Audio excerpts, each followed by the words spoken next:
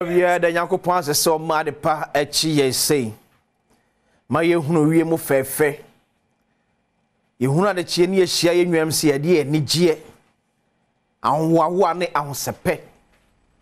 Ete da bi ehia ne yakase mo Mary. Adom ahya wo ma. Ewurade ne wote. Wo hyira wo mamu. Wo hyira wo yefuru ma ba Jesus.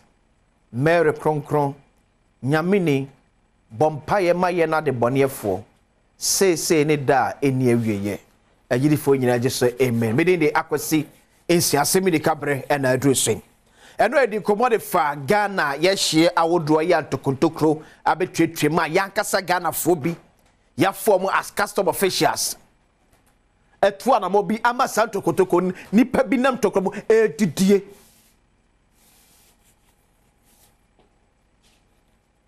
because they so shares in conform moje bribe 20 Ghana cedis to 200 cedis. Near ma obidi and near ma worth about 50,000 Ghana cedis. Yeah, sometimes it be near ma and some fata sebe romemu evra Ghana 20 Ghana cedis inti. But America can say your port no, on say your porter and you want to walk a share so don't your airport and your seaport and Temahabo and Takrari Habo no. Somewhere 2011 or 2010, Professor John Evans Atamis the late. And then he actually Temaport. Mabetron small call the Kotuja. Mabetron say after so Okoye no and Okoye because Anas Arabia Anas Ekwe Shemu Ewa Temaport me who say Keta shipwreck can dream dear at Docro Honum. And ma Professor John Evans Atamis at the Kowan ma one country be here, but okay, second unannounced visit. She Professor John Evans Atamis, a copy of Tema Port. A common a mefono, a dear. Shall we? Customs. You are Ghanaian citizens. You have to help us to build a better Ghana. But if this is the kind of behavior, this is the kind of attitude that you have, you are not helping us in any way. We are not happy with the corruption. We are not happy with the revenue effort that they are making. And please, you look on, but I want to tell you, there are quite a number of you here who are also partners, who are also encouraging corruption. There are some of you here who are agents and who are helping with the corruption.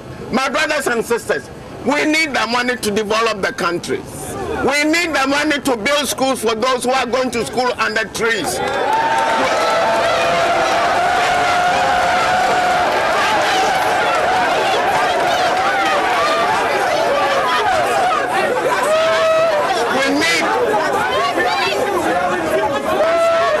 We need the money to create jobs for you. We need the money to construct roads. We need the money to be able to give you scholarships to go to school. We need money for your training. If the money goes into private pockets, how are we going to be able to do this? You are all Ghanaians. And when there is money, I can assure you the benefits will flow to each and every one of you. Officer 80, that was Professor John Evans Atamis. Enra meye adwuma bi ewo customs. Na after say Professor John Evans Atamis call after say Anas Arimiya Anas expose no eba no yesi eche. Say no me ka che say ye ya enkosi hwe. Ne ye transfer. Say enti ampadu na wo ha ye yiwa fra wo kɔ hanom. Me be kyerɛw Abra Anas and Arimiya Anas ye an investigation we no ntie ne custom pen for ye. Omo transfer 97 officers. Me ma breakdown. He transferred 27 officers from the head office. And he 47 from Temaport. And he transferred 17 from Jamestown. And he transferred 3 from Kotoka, 2 from Elubo, 1 each from Ho, Bogatanga, and Takrade. Eti bone no ene Asem ye nye bone ne hwe And also me catch say esia ye nya hwe o. E transfer and na ma abaya dwumefo no bebre feeling relaxed. Where you bay and no me say e ka some pen for ka say ye behwem enkosiaga. That's a fact. Enkosiaga e be transform keke enkosiaga. Enkosiaga. And no me catch say pen say ne mo kan enkosiaga. Enhwemu na mo ye enkosi hwe. O mesa akwhye ba wufo no masa abokro no kro na. If you don't change our ways, nothing will change. Nothing will change. And no say me catch your pot ko hwe. And so do containers e crefra bono ne eba yes ya target. Ya target. And amount of containers aka ya pot odo. Demorage e chichi bebre. Eto no dwade ni no so oye bebre no kochia demorage ni cost na no ni nyina aka ne ma na okra de be no no beton de ama ya boden. It's the same pot. Mam kwa mazan pani ni nkombo oye importers ye ebi ewo my Ghana wo tema pot. Freight forwarder for chairman. Freight forwarder me no nkodi nkombo. Ohiriba kwese. But this challenge about ye target amount for containers ewo ye port odo. O how ni sunsanso a enya o menu mienu a ye kodwem koto ne maso. Ohiriba mo acha no pay. Ajozo mi ya no very what hiti pa o. Ghana wodo, Ghana nkanko, Ghana puncho ntia. Ode ade ase. Ohiriba tagi no ade nti ne ye tagi containers ewo tema port. Yo mi ya medase.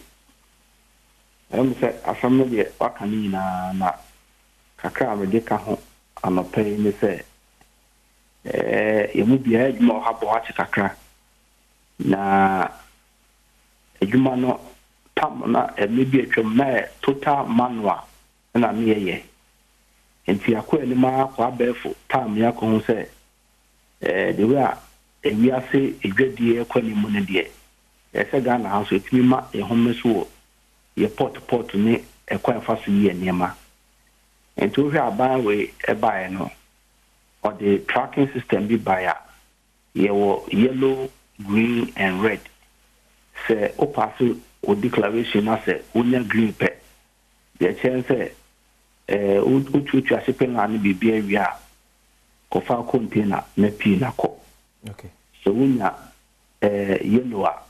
yellow no so no obefa scanning machine mo ma hwe bibia yo ka na akọ unya red dia so kutunye manye go la custom for examination na bibia ye okay na akọ na empempe ameka sei saji medie na na ekoso akodu ba bia custom for say revenue no ema intino omo adopt strategy at the institutions BSC and we so ko eduma na obaka check na yes we for target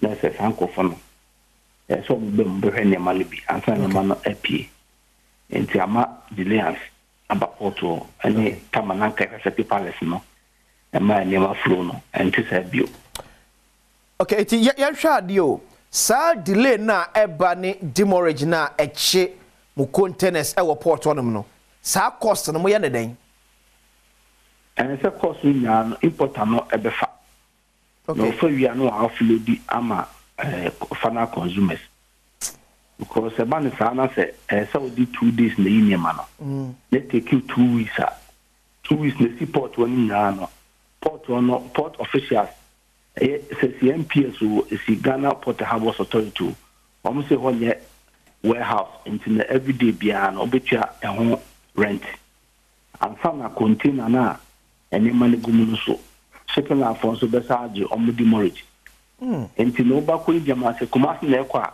be fa kwa so akọ kumasi akwa kudu no ko yin yama no obeba be container so no esi akodi mortgage no asa akotwa self kana enti odwadi na wakofa nyama na bado ohwe sa akosi nya wi a onso nto ne ma ne moka enti no ne ma nso gusu ama ene ekoduma koto so te betimi akase most of enema ne boaye din e wodwaso no sa ne ma se bi eka huntia oh yes eka pa O in bameda se anope. Musumadas.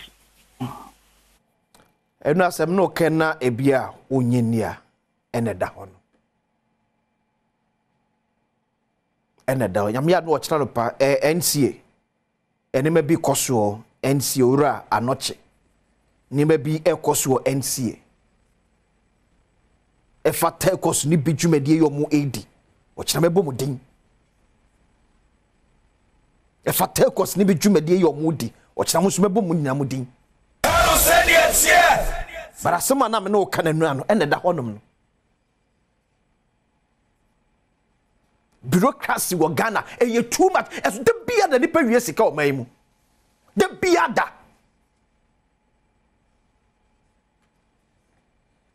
Na port ni agi 20 Ghana.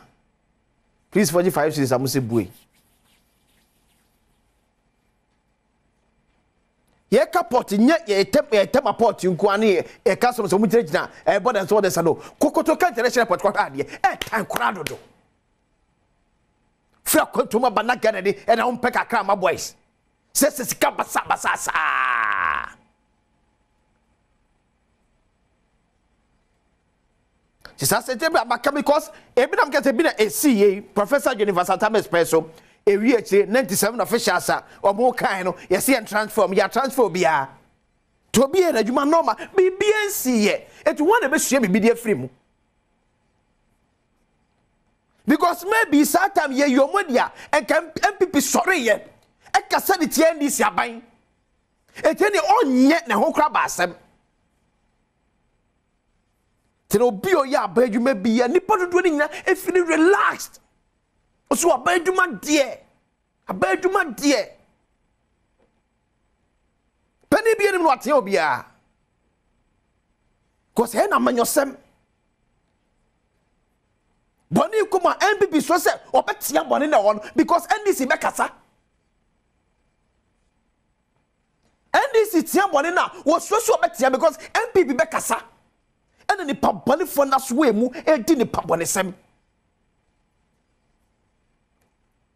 no be do man na wo man abrosa ye transfer no baby okoroko heaven on cast of me some o transfer mo no za 97 officials no mo do mo ko heaven no makwa sakraba ne to ye kromfo to bottom ni ye transfer ye yina di chinitum ebi na asasi sabon kan pokra dia mo amate so sabon kan ho dia. Because to me, doesn't make sense. And as I'm deep one, I me free point A, I call point B, yeah, me job on a day. Now, don't you just where there's free mu. Oh, no, you ain't me, I'm sure I know too so quiet fast. I'm a church or quino. Would you not pass him kakra? And I know quite take trust in me. MPP, MP4, Boise, East also, yeah. See, run Ghana economy as a Ponzi scheme. Ni entiase ye. Imbien kasa tiane sa. But on manye sika ensuya kwankro de bi di sika broso. Uye kohwini. Kohwini kwa be sa abra no. Kohwini kwa be sa abra no. Usika 1000. De bi odi 5000. Unim baby a obeji sa 4000 de free nso de bia odi bro wo ye kohwani eni aye from 1992 ne kan no ebesi ne because e kodwa manso a ye benya nkrofo bi a omopa ma na bu ye kwasea abo ebosia to bi anwe ho enanu ya mse ye koya abrofo sisi omuso ni ska to ma bi no hwe ni han ye moye breye and the former national security coordinator and the president Kufuor kan also from 2025 if you continue to run Ghana the way we are running at the born beto ye ono kano ni afanse oni ni paboni ni opese basabasa ye esi omam but the reality and wo ka kire no amanfo na ma hoyehiem amanfo na ma e confita and na de achi no bibi di edin ya chechiro man ya boabusuo kuma bi ni atamo man sika de ahye omonsa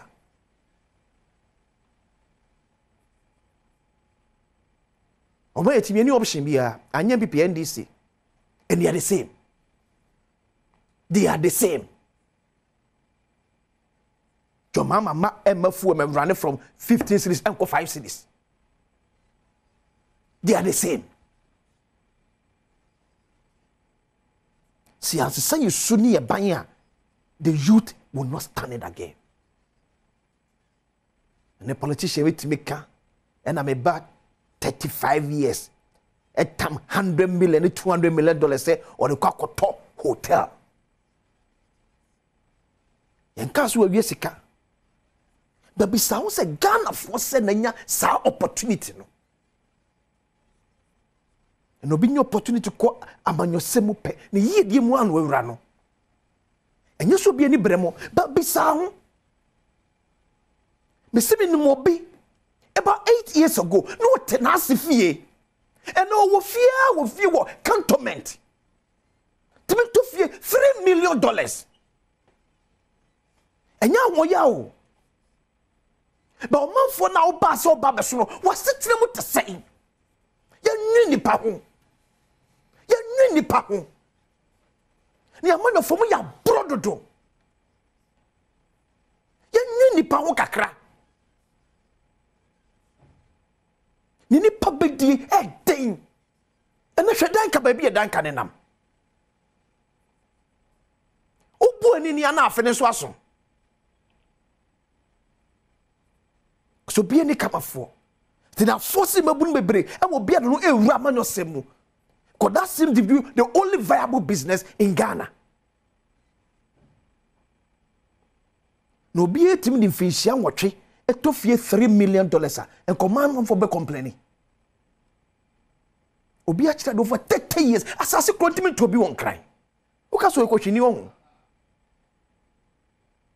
There be a come say one day. And no Francis Mogo kind.